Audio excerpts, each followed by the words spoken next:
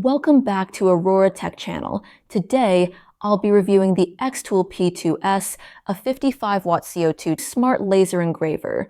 Like other xTool machines, this engraver features an attractive appearance, solid build quality, and a premium price tag starting at $4,200. Let's take a closer look at what you can expect from this high-end laser engraver. The machine comes with an enclosure made of rigid plastic and weighs over 100 pounds. The laser tube is a 55W CO2 tube, and it's built-in air assist. It also has an internal cooling system with a coolant tank located at the back of the machine, eliminating the need for buckets of water and aquarium pumps typically used for water cooling in more affordable, unbranded machines. The motion system is similar to other xTool machines using steel wheels. Its top speed is 600 millimeters per second or 36,000 millimeters per minute. It's equipped with two 16-megapixel cameras, one wide-angle camera for general use, and another close-up camera that moves with the tool head for pinpoint accurate alignment. The tool head features a micro Lidar, which is not only used for detecting material height, but also for scanning curved surfaces. With its own stepper motor, the Z-axis can move up and down, allowing the machine to work on curved surfaces. The bed size is 680 by 360 millimeters. And instead of a standard honeycomb bed, it features removable metal slats that can be adjusted for cleaner cuts. An optional riser base is also available, allowing you to work with taller materials up to 180 millimeters. Additionally, an auto pass-through feeder lets you work with longer materials up to 3 meters without cutting them into smaller pieces. Its software, xTool Creative Space, is user-friendly, though Lightburn is also compatible. However, some advanced features, like the dual cameras and auto material detection, are only supported in xTool software. Overall, the hardware specs and features of the P2S seem quite strong. Compared to the previous model, the P2, it has a few notable upgrades. The top acceleration of the x-axis has doubled to 6,400 millimeters per second squared. The air assist pump has been upgraded to dual cylinders for stronger airflow, and the exhaust fan now features a double blade design with 60% higher CFM. Additionally, it includes a magnetic filter screen to prevent debris from entering the fan system. The exhaust fan can be removed for cleaning with the press of a single button, and the machine includes an alignment indicator for easier optical path alignment. I'd like to thank xTool for sending this machine for review and FlexiSpot for sponsoring today's video. We've been using FlexiSpot standing desks as our workbench on this channel for almost 2 years. Our first FlexiSpot desk was actually purchased with our own money before they became a sponsor of our channel. Last year, they launched the C7 office chair, which received the CNET Best Office Chairs of the Year award. We replaced our gaming chair with it after the old chair became tilted to one side and its height adjustment piston stopped working properly. This year, FlexiSpot has taken it a step further with the launch of the C7 Max, which features an even more robust build and enhanced engineering. The C7 Max is designed to accommodate larger individuals, but even as someone who isn't a large-size person, I find it incredibly comfortable for all-day work. Its adaptive base allows me to sit cross-legged, and it reclines up to 135 degrees with an extendable footrest. Perfect for taking a quick nap. It offers excellent support, with every part of the chair fully adjustable to suit your needs. If you're looking for a well-designed everyday chair that combines comfort and functionality, check out the new FlexiSpot C7 Max at FlexiSpot.com and use the code C750 to enjoy extra $50 discount. The machine arrived in a large box, with the package weighing 134 pounds. It is secured by a laser-cut box-shaped foam. The accessories are securely placed inside the machine. These include the ducting, user manual, and some sample materials, a funnel for adding coolant to the tank, a power cord, a USB cable, 2 USB keys to unlock the machine, and some tools. The machine comes pre-assembled. The only tasks required are to add coolant. In order to access the coolant tank at the back, we have to remove the screws with green labels inside the machine, as well as those at the back. Once the screws are removed, the entire cover can be lifted off.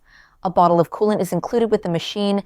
Depending on the lowest temperature of the year in your area, you'll need to mix the coolant with distilled water. Since I'm in California, I'll use only distilled water and fill the tank almost to the top.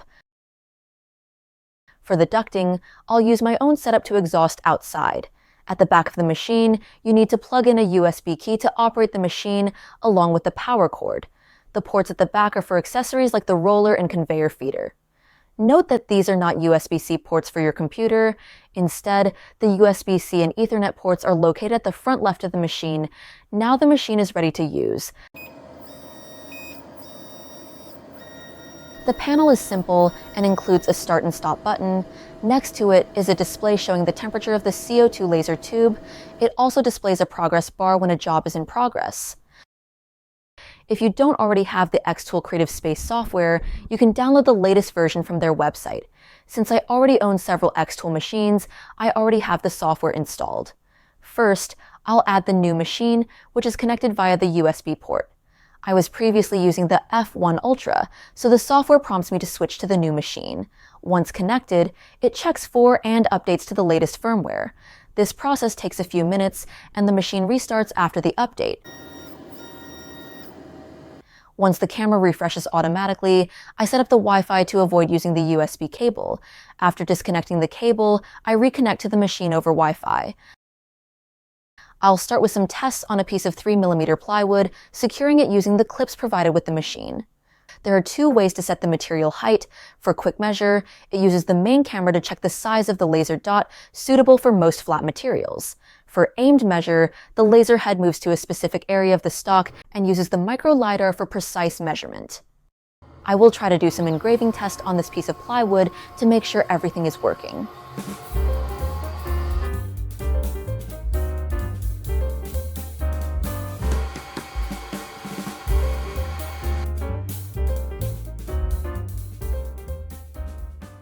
It seems everything is working fine. However, some of the filled engravings on the right are too dark, mainly because the speed is set too slow and the power too high. Moreover, the air assist pump also needs to be adjusted. I'll do one more cutting test first, then see how I can adjust the air pump's power.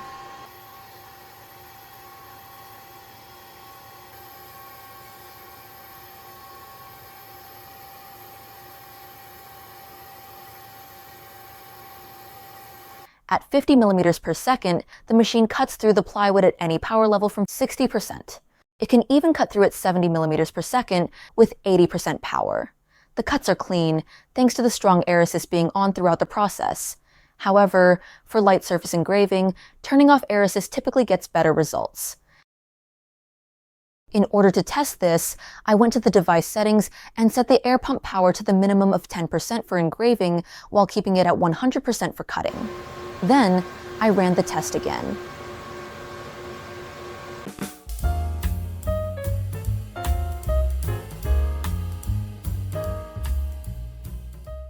Since the 10mm squares were very close to each other, the result showed some improvement, but it wasn't too obvious.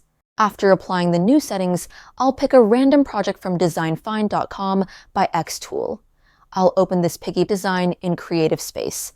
After adjusting the size, I'll select the material from the library, 3mm plywood, and let the software handle all the parameters. As you can see, it automatically adjusts the settings for different operations, including engraving, scoring, and cutting. I'll stick with the recommended settings and send the job to the machine.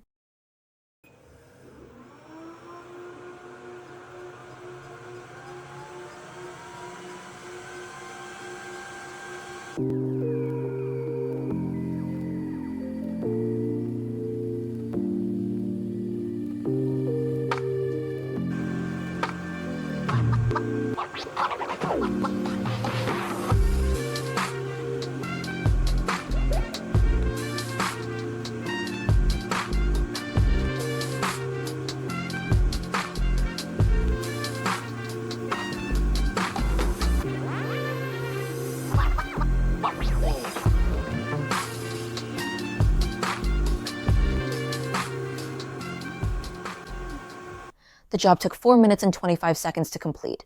The result is pretty good. You can simply rely on the software to handle the settings automatically. The engraving settings seem spot on, the cut is clean, and both the back and edges are also clean. Next, I tried a photo engraving. I selected the same 3mm plywood from the material library. The settings were 300 millimeters per second at 10% power, with an estimated job time of 12.5 minutes.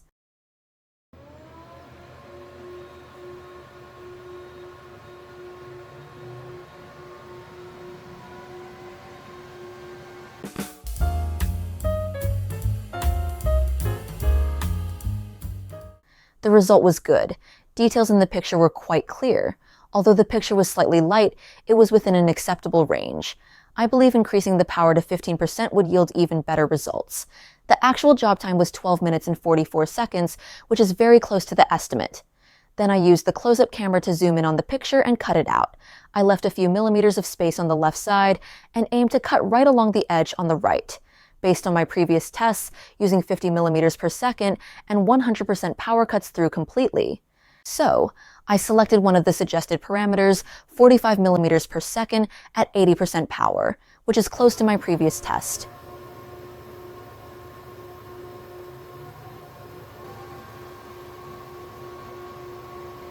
I compared the software's planned cut lines with the actual result. On the left, the cut aligned perfectly with the intended few millimeters from the edge. On the right, the cut was placed right at the edge of the photo, also matching the planned alignment. The photo cut through completely, and the cut is very clean. The edges cut by a CO2 laser are cleaner than those cut with a diode laser, and you won't see any burned edges. Taking it a step further, I tested alignment in an even smaller area. I drew a 10 by 30 millimeter rectangle and engraved it on an empty spot on the plywood. Then, I used the close-up camera again to position some text, fitting it exactly inside the rectangle, almost touching the edges.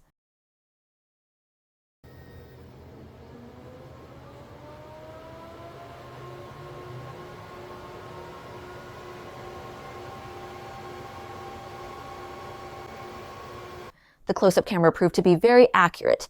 Comparing the planned position in the software with the actual result, I was very happy with the outcome.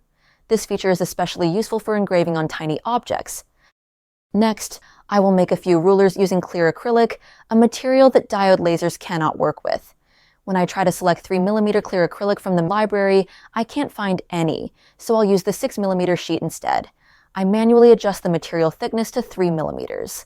For cutting, the suggested settings for 6mm acrylic are 6 millimeters per second and 90% power, so I increase the speed to 10 millimeters per second for the thinner material.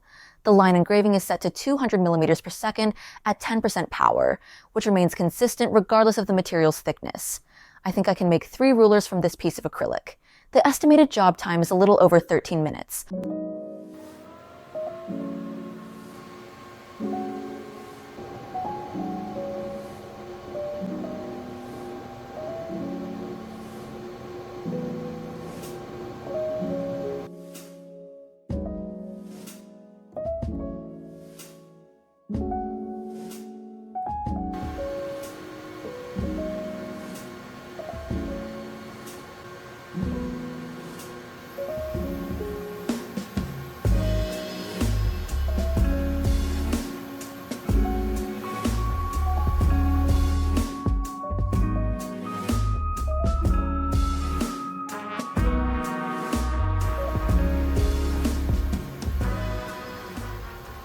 All the rulers cut through completely. The adhesive on the bottom is slightly burnt, but I can easily remove it. The results are excellent. The cuts are sharp and clean. Even when viewed with a macro lens, the engraved marks remain very clear. The marks are also highly accurate.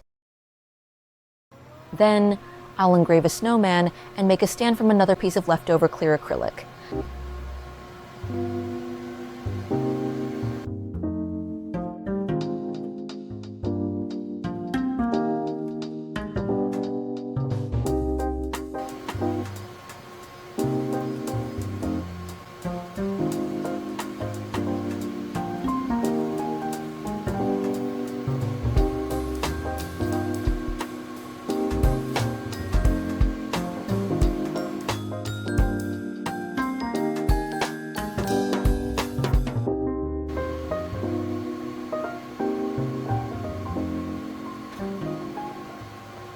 The process creates a lot of white dust, but that's fitting for a snowman's appearance. I simply wipe it off with a damp towel. The final result is beautiful. Once again, the cuts are super clean. Clear acrylic is definitely my favorite material to work with on a CO2 laser machine. Let's try cutting some thick wood. I'll start with this 1/2-inch poplar wood. I'll use a speed of 5 millimeters per second or 300 millimeters per minute at 100% power. The air assist pump is really strong. It even pushes down the half-inch wood slightly when the air blows directly on it. The cut is smooth, clean, and effortless. Next, I'll test the thickest wood I have, a 20mm common wood board from Home Depot. Using the same parameters, I'll see if it can cut through. This time, it didn't cut all the way through, but reached a depth of about 17 to 18 millimeters. I'll try again with 2 passes. The first pass cuts about 18 millimeters, just like before, and then I'll let it run the second pass. With 2 passes at 5 millimeters per second or 300 millimeters per minute, it cuts through completely and the cut remains clean. Let's test some different materials, starting with a coated aluminum card. Since CO2 lasers cannot engrave raw metals, they can only work on coated or anodized surfaces. I'll follow the default settings from the material library, which are 150 millimeters per second at 20% power.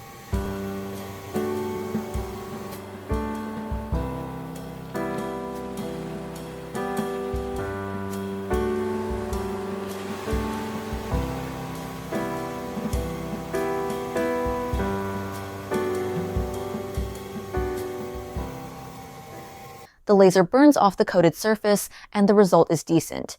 It's not as precise as a fiber laser like the xTool F1 Ultra I tested a few months ago, but that's the nature of CO2 lasers, and there's not much we can do to improve it. Next, I'll engrave a round slate. Aligning a round image on a round object can be challenging, but with the close-up camera, it's much easier. I'll select the fastest parameters from the material library and start the job.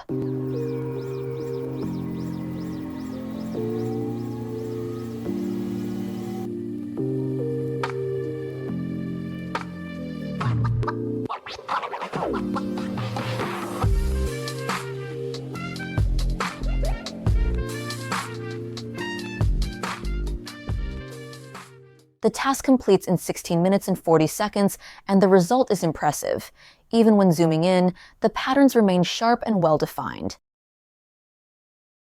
Moving on, I'll test engraving and cutting on a piece of PU leather.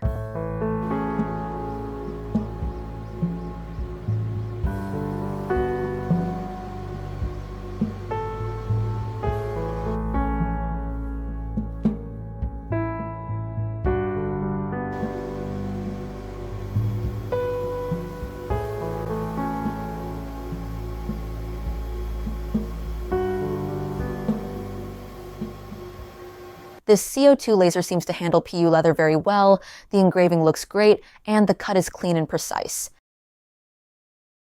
After that, I'll try the batch production feature of the software. I'll use the close-up camera to align the first wooden tag as close to the center as possible. For engraving, I'll set the parameters to 250 millimeters per second at 10% power. The machine will scan all the other items, and in about a minute, it generates a preview. The preview shows accurate positioning for all tags, even though they were placed randomly.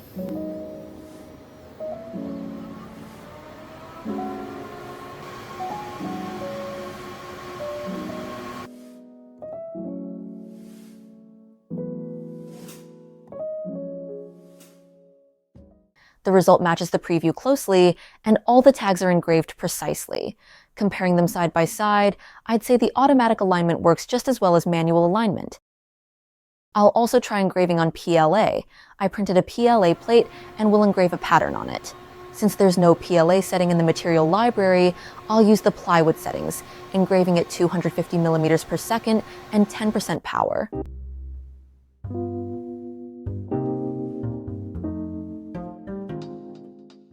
The result is beautiful. It seems the Plywood settings work well on PLA too. Additionally, I printed a highly curved model to test the curved object engraving feature. Similar to bed leveling, the machine scans an 8x19 grid. The micro lidar on the print head is going to scan the selected area.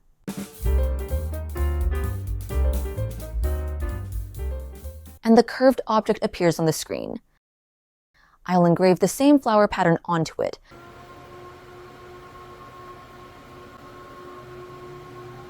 The motorized Z-axis moves up and down to compensate for the curvature.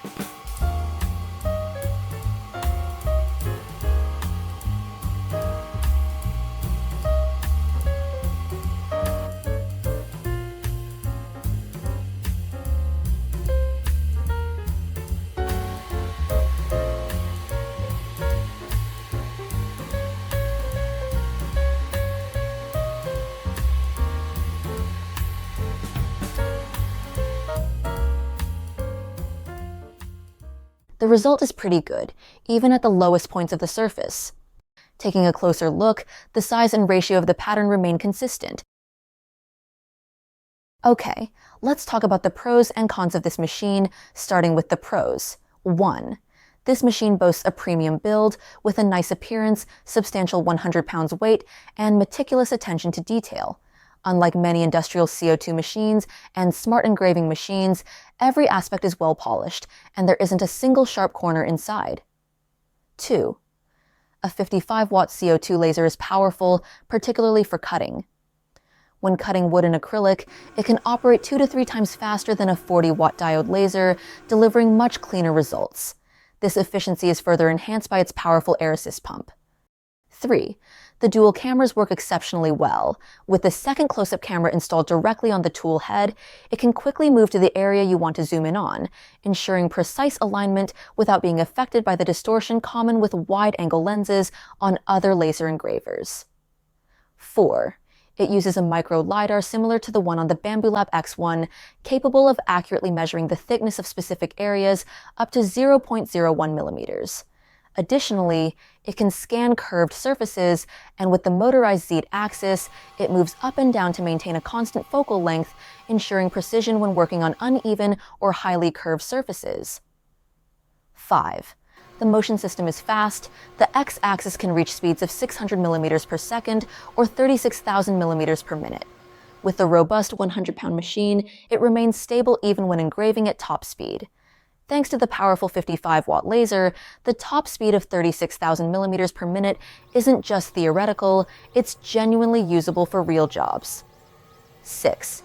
The powerful exhaust fan effectively sucks up all the fine dust onto the filter screen, making it easy to clean. The exhaust fan can also be removed with just one click, which is a significant improvement over other laser engravers that require you to open up the enclosure just to remove the fan for cleaning. 7. The xTool Creative Space software is the best among all the software included with laser machines. When using xTool machines, I rarely need to use Lightburn anymore. It's not only well integrated with all the hardware, including the dual camera, air assist, the machine also automatically locks itself, preventing the cover from being opened during a job. This is an excellent safety feature, particularly for home use or even in a classroom setting. Now for the cons. 1. As a machine designed for business use, I believe most shops have a set of regular products. While you can double tap the button to repeat the previous job, it would be much more convenient to have a small touchscreen on the machine. This would allow users to select jobs stored in the system memory, draw a preview frame, and start the job directly. This way, there's no need to connect to a computer, tablet, or phone every time you want to start a frequently used job that doesn't require any modifications. 2. To adjust the air assist pump power, you need to go to the device settings and change the number. This acts as a global setting that applies to all jobs, but it would be better if this were an independent setting for each operation. For example, users could set it to 0% or 10% for light engraving, 25% for deep engraving, and full power at 100% for cutting. This would give users complete control over the airflow for each task. 3. The material library could be better organized by grouping materials by type and allowing users to select options like thickness and color. It would be better than just showing all options on the same screen, and the user needs to scroll through a long list to find a specific material. 4. When accessing the DesignFind.com project library in the xTool Creative Space software, the search bar is missing. However, it is visible when opening the site using a web browser. There's no reason to hide the search bar in the software. In conclusion, the xTool P2S stands out as the best smart CO2 engraver on the market. While a premium machine does come with a premium price tag, if you're looking for top-tier build quality, advanced features, and the best software a laser engraver can offer, and if budget is not your primary concern, this is the ultimate CO2 laser machine that you can own. I'm definitely very impressed with its performance and features, and I would not hesitate to include it on my recommendation list at auroratechchannel.com, where I've awarded it the title of the most advanced CO2 laser engraver. Be sure to check out my website for the latest recommendations for 3D printers, CNC machines, as well as my price tracker, which scans popular brand websites and updates prices hourly to help you find great deals. That's it for this video. If you found this video helpful, please give it a like and consider subscribing to our channel. Thank you for watching, and I will see you next time.